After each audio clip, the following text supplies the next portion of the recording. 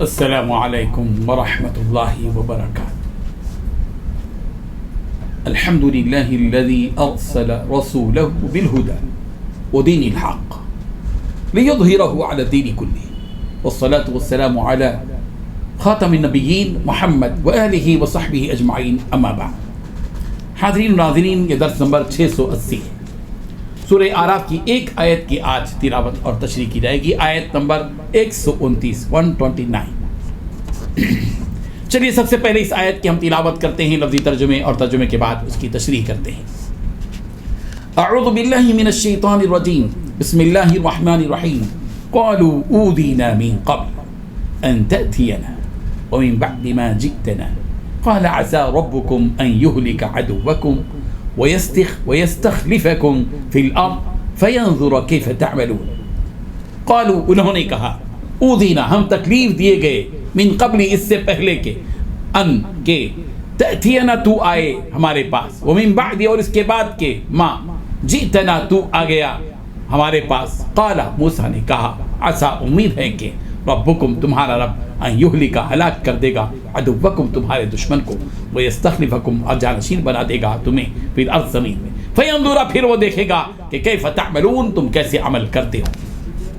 ترجمہ یوں ہے، وہ بولے کہ تمہارے آنے سے پہلے بھی ہمیں اذیتیں پہنچتی رہیں، اور آنے کے بعد بھی. موسیٰ نے کہا کہ قریب ہے کہ تمہارا رب تمہارے دشمن کو ہلاک کر دے اور اس کی جگہ تمہیں زمین میں خلیفہ بنائے، پھر دیکھو کہ تم کیسے عمل کرتے ہو. اس آیت میں 5 باتیں بتائی گئی ہیں. پہلی بات، موسیٰ کی قوم نے کہا ہمیں آپ کے آنے سے پہلے بھی ستایا گیا. دوسری بات، آپ کے آنے کے بعد بھی ستایا جا رہا ہے. تیسری بات، حضرت موسیٰ علیہ السلام نے کہا امید رکھو کہ اللہ تعالیٰ تمہارے دشمن کو ہلاک کر دے گا. چوتھی بات، تمہیں زمین میں اس کا جانشین بنا دے گا. پانچویں بات، پھر دیکھے گا کہ تم کیسا کام کرتے ہو. بزرگان محترم، تاریخی حیثیت سے ہم یہ بات جانتے ہیں کہ حضرت موسیٰ علیہ السلام کی قوم بنی اسرائیل حضرت یوسف علیہ السلام کے زمانے میں مصر جا کر وہیں بس گئے تھے. حضرت یوسف علیہ السلام کے انتقال کے بعد فرعونیوں نے بنی اسرائیل کے ساتھ اپنے اور پرائی کا معاملہ شروع کیا، مساوات کو ختم کیا. اپنی برتری کا احساس ان کو پیدا ہو گیا کہ ہم بادشاہ کی قوم سے ہیں، قبطی قوم کے ہیں، اور یہ بنی اسرائیل ہمارے سامنے مظلوم ہیں اور مجبور ہے، بے بس ہے، مہاجر ہے، آئے ہوئے یہاں کے نہیں ہیں. ان کے ساتھ بے دردی کا معاملہ کیا. چونکہ بنی اسرائیل غیر ملکی تھے، ان کو فرعون کی قوم میں خوب دبا کر رکھا گیا، ان کو خوب ستایا گیا، طرح طرح کے ظلم و ستم فرعون اور فرعونیوں نے کیے. مصر کے یہ لوگ بنی اسرائیل کے بچوں کو قتل کر دیتے تھے، اور یہ اس کے جواب میں بالکل کچھ نہیں کر سکتے تھے.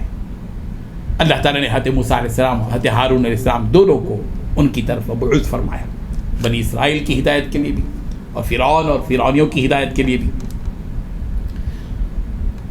چنانچہ حضرت موسیٰ علیہ السلام اور حضرت ہارون دونوں آئے فرعون کے پاس. جیسے کہ ہم جانتے ہیں کہ پچھلی آیتوں میں بات آ چکی ہے کہ انہوں نے فرعون کے سامنے بات رکھی، ایک اللہ کی بات رکھی، دعوت دین دی، بنی اسرائیل کو ساتھ لے جانے کا مطالبہ بھی کیا. بالآخر مقابلہ وہ طے ہوا، پھر جادوگروں کو بلایا گیا اور جادوگروں سے مقابلہ ہوا، اور مقابلے میں فرعون اور فرعونیوں کو شکست ہو گئی، ہزیمت اور ذلت اور رسوائی کا سامنا انہیں کرنا پڑا. تو فرعون کی قوم کی بنی اسرائیل سے دشمنی اور بڑھ گئی. اس طرح بنی اسرائیل نے جب دیکھا کہ ان پر فرعون اور فرعونیوں کی طرف سے بہت زیادہ ظلم ہو رہا ہے، تو انہوں نے حضرت موسیٰ علیہ السلام سے یہ عرض کیا کہ اے موسیٰ، ہم تو مصیبت ہی مصیبت میں ہیں. آپ کے آنے سے پہلے بھی ہم پر دکھ ہی دکھ تھا، آپ کے آنے سے پہلے بھی یہ فرعونی ہمارے پر ظلم کر رہے تھے، اور آپ کے آنے کے بعد بھی ہم تکلیف ہی تکلیف میں مبتلا ہیں. تو اس وقت حضرت موسیٰ علیہ السلام نے اپنی قوم سے کہا کہ اصبرو، صبر کرو، اللہ سے مانگو، اللہ کے سوا ان کے مظالم سے کوئی چھٹکارا دینے والے نہیں ہیں، صبر کرو، اللہ سے مانگو. اور یہ بھی فرمایا کہ یہ نہ سوچو کہ فرعون کی بڑی حکومت ہے، اس کا مضبوط تسلط ہے، ہم اس کے چنگل سے دور ہو نہیں سکتے، چھوٹ نہیں سکتے.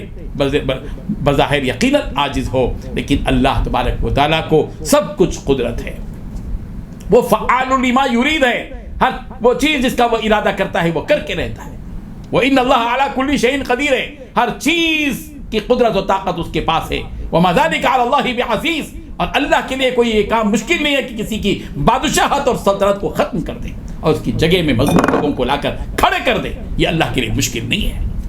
وہ زمین اور آسمان کا خالق اور مالک ہے، وہ مختار کل ہے، قادر مطلق ہے، اور جس سے چاہے اپنی زمین کو چھین سکتا ہے اور جسے چاہے وہ اس پر مسلط کر سکتا ہے.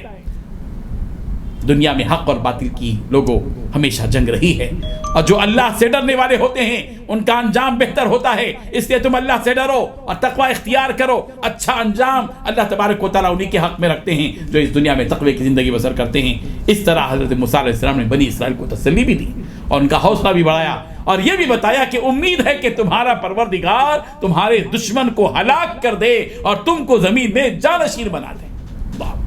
عسیٰ ربکم ان یہلک عدوکم، امید ہے کہ تمہارا پروردگار تمہارے دشمن کو ہلاک کر دے، ویستخلفکم، اور تم کو جانشین بنا دے.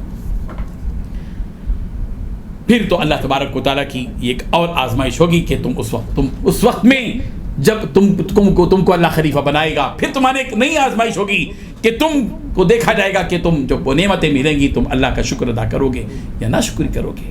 یہ بھی ایک اللہ تبارک و تعالیٰ کی طرف سے آزمائش ہوگی. بہرحال حضرت موسیٰ علیہ السلام نے اپنی قوم سے یہ بات کہی.